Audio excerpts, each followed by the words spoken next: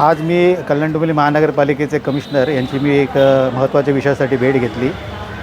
Commissioner साहेबांना मी एक 18 शाळांची यादी दिलेली आहे, ज्या मी स्वतः व्हिजिट केल्या। तर त्या शाळेत अक्षरशः वाईट परिस्थिती आहे। मग तिथे पिण्याची पाण्याची सोय नाही, शौचालय नाही, शाळांना लिकेज आहे, शाळा एकदम घाणेरड्या झालेल्या आहेत।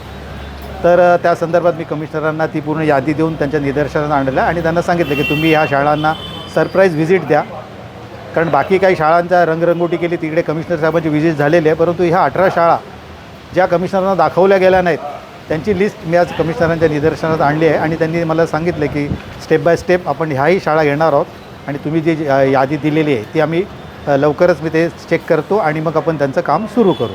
तेच आहे, तेच उदाहरण आहे की कमिशनर साहेबांना जे काही आता दाखवल्या गेल्या, तर त्यांनी काही ज्या शाळांना चांगल्या ठिकाणी रंगरंगोटी केली त्या शाळा दाखवल्या गेल्या, परंतु काही शाळा एकदम अशा परिस्थिती आहेत की मी मागे आता मोहिली गावात व्हिजिट केली तर तिथे त्या मुलांना शाळाच नाही आहे।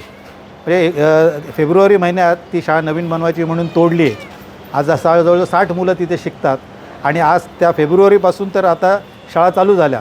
आता तिकडे अजून त्याचं म्हणजे शाळेचं खालचंच काम चालू आहे, म्हणजे ती शाळा अजून तयार व्हायला जवळजवळ 6 महिने वर्ष जाईल। त्यामुळे वर्षभर त्या मुलांना शाळेपासून वंचित राहायला लागेल। त्यामुळे त्या 60 मुलांच्या शाळेचं किंवा त्यांच्या भविष्याचं काय, हाही प्रश्न मी त्यांना तिकडे विचारलेला आहे।